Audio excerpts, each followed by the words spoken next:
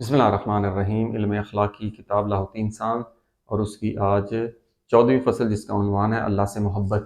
تو اللہ تعالیٰ سے محبت کس بنیاد پر ہوتی ہے کہ وہ انسان میں اس انسان میں فطرت میں رکھ دیا ہے کہ وہ کمال اور حسن و جمال کا شیدائی ہوتا ہے، اس کو پسند کرتا ہے۔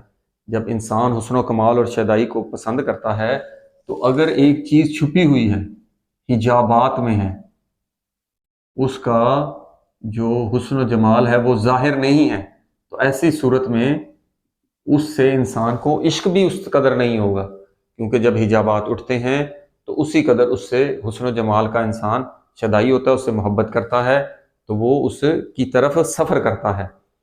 تو جب اللہ تعالیٰ حجابات میں، اب یہ کہتے ہیں کہ اللہ تعالیٰ حجاب میں خود وہ ذات حجاب میں نہیں ہے، بلکہ حجابات وہ خود ہماری برائیاں ہیں، ہمارے نقائص ہیں، ہمارے عیوب ہیں، ہماری بد اخلاقیاں ہیں، یہ خود پردہ بنی ہوئی ہیں کہ جو حسن و جمال ظاہر ہے اس کو وہ دیکھ نہیں پاتی۔ خود یہ جو عالم ہے یہ خود اللہ تعالیٰ کے جو نورانی شعائیں ہیں اس کا یہ جو اظہار ہے۔ تو جب انسان خود دیکھتا ہے کہ انسان کسی ایک منظر کو دیکھتا ہے، دنیاوی کسی ایک چیز کو دیکھتا ہے، حتیٰ کہ انسانوں سے جو محبت ہوتی ہے وہ خود اس کی ایک نور کی جھلک ہے۔ جب ایک نور کی جھلک جو انسان کو اتنا شدائی بنا دیتی ہے تو اس کا جو کل تمام انوار ہیں، جب اس سے پردے اٹھیں گے تو انسان اس سے کس قدر ان کا شدائی ہوگا۔ تو یہ بنیاد ہے کہ انسان کا انتہائی کمال یہ ہے کہ وہ اس محبت جو اس کے دل میں اللہ کے لیے ہے، وہ اس کے دل میں اللہ کی محبت غالب آ جائے۔ کیا یہ ممکن ہے؟ اگر یہ ممکن نہیں ہے تو کم از کم اس قدر ہو کہ اللہ کی محبت کے ماتحت تمام محبتیں ہوں۔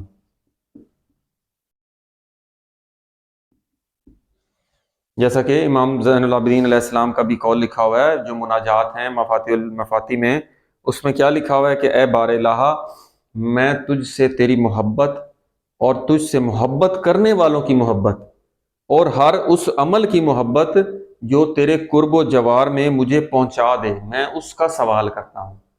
تو وہ محبت حقیقی یہ اس کے عرض میں جو اللہ تعالیٰ نے کہا ہے کہ اس چیز سے محبت کرو، تو اس کے ماتحت جب تمام محبتیں ہو جاتی ہیں، تو جب یہ کمال انسان کو حاصل ہو جاتا ہے تو پھر یہی ایمان کی علامت ہے۔ جیسا کہ ہدف کیا ہے وہ ہم نے علم اخلاق میں شروع میں بھی عرض کیا تھا کہ وَمَا خَلَقْتُ الْجِنَّ وَالْإِنسَ إِلَّا لِيَعْبُدُونَ، ہم نے جن و انس کو خلق نہیں کیا مگر یہ کہ وہ میری عبادت کریں، یعنی میری معرفت۔ خود ابن عباس اور دوسرے تمام فرقوں میں ہے کہ لِيَعْبُدُونِ سے مراد لِيَعْرِفُونِ، کہ وہ میری معرفت حاصل کریں۔ تو معرفت کب تام ہوگی؟ جب محبت ہوگی اللہ تعالیٰ سے۔ اللہ کی معرفت کا تعلق اس کی اس محبت سے ہے۔ جو یہ محبت زیادہ ہوتی جائے گی، اسی معرفت زیادہ ہوتی جائے گی، اسی قدر اس کی محبت زیادہ ہوگی، یا دوسرے الفاظ میں کہیں جب اس سے محبت زیادہ ہوگی تو پھر اللہ تعالیٰ کی معرفت بھی اسی قدر بڑھتی جائے گی، کیونکہ یہ جو محبت ہے یہ اللہ تعالیٰ کی معرفت سے پھوٹتی ہے۔ تو پس اصیل شے جو ہے وہ کیا ہے؟ اللہ تعالیٰ کی معرفت، اور جو معرفت حاصل کرنی ہے اس کے مختلف بہت زیادہ مراتب ہیں۔ تو اب یہاں پر آگے یہ چیز، لیکن یہ چیز مصنف کہہ رہے ہیں کہ یہ چیز یاد رکھیں کہ اللہ کی معرفت اور علم اخلاق یہ دو الگ چیزیں ہیں۔ ممکن ہے کہ ایک شخص جو ہے اللہ تعالیٰ کی معرفت رکھتا ہو لیکن وہ بد اخلاق ہو، اس میں اخلاق نہ پایا جاتا ہو، اور ہو سکتا ہے کہ ایک شخص میں معرفت نہ ہو لیکن اس میں اخلاق پایا جائے، اور یہ بھی ممکن ہے کہ ایک شخص میں یہ دونوں صفات یہ یکجا ہو جائیں، اس میں اتحاد ہو جائے کہ اس میں وہ صاحب معرفت بھی ہو اور اس میں اخلاق بھی پایا جائے۔ جب یہ دونوں چیزیں پائی جائیں گی تو یہ پھر وہ معرفت کی تمامیت ہے، یعنی کمال انسان یہی ہے کہ اس میں یہ دونوں چیزیں یکجا ہو جائیں۔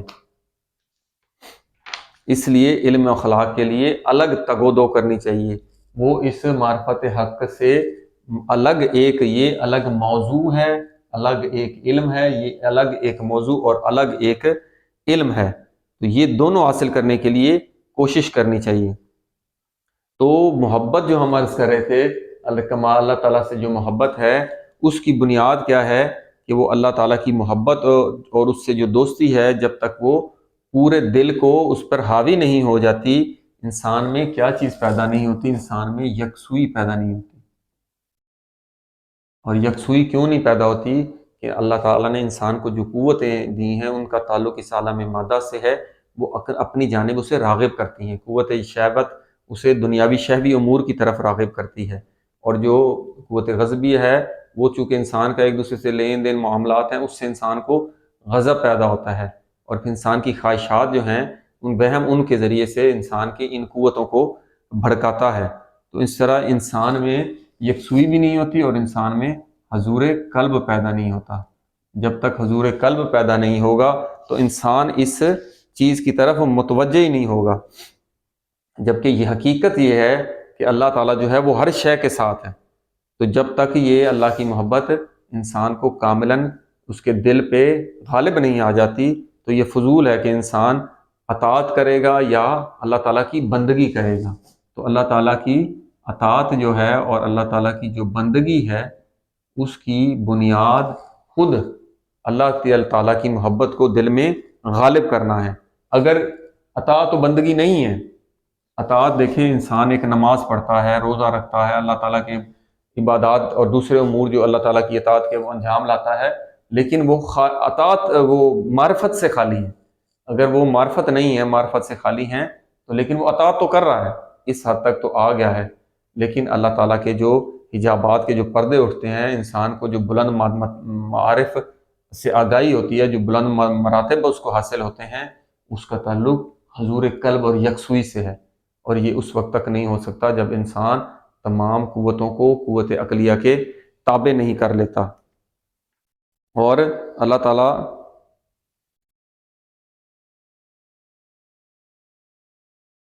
اس لیے ضروری ہے کہ انسان وہ اللہ تعالیٰ سے محبت حاصل کرے تاکہ اس کا جو ثمرہ ہے، اس کا جو حقیقی پھل ہے وہ انسان کو حاصل ہو جائے۔ اس لیے تہذیب و نقص کے قواعد اور ان اصولوں کو جاننا ضروری ہے تاکہ ان پر انسان عمل پیرا ہو اور بیدار ہو اور اپنی حقیقی ہدف اور مقصد کی طرف اس کو قدم بڑھائے۔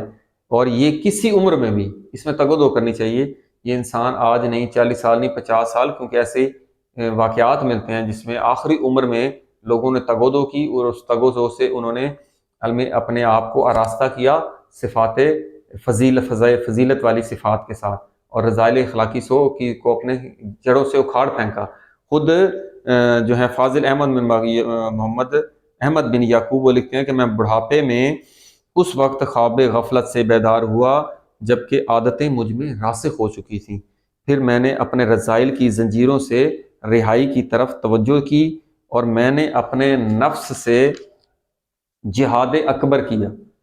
خود جہاد اکبر نفس سے جہاد ہے، یعنی رذائل اخلاقی کو اکھاڑ پھینکنا، اس میں جد و جہد لگتی ہے۔ تو وہ کہہ رہے ہیں جس سے اللہ تعالیٰ نے مجھے کامیاب کیا، میں نے ان ہلاک کنندہ ملکات سے گلو خلاصی یعنی نجات پائی، اور اس لیے کسی کو کسی بھی عمر یا سن میں اللہ تعالیٰ کی رحمت سے مایوس نہیں ہونا چاہیے، اگرچہ کہ یہ بہت مشکل امر ہے، کیونکہ زیادہ عمر جب بڑھ جاتی ہے، انسان کی بری عادتیں راسخ ہو چکی ہوتی ہیں، ملکہ بن چکی ہوتی ہیں، تو ان کو جڑوں سے اکھاڑ پھینکنا بہت زیادہ مشکل اور کٹھن ہوتا ہے۔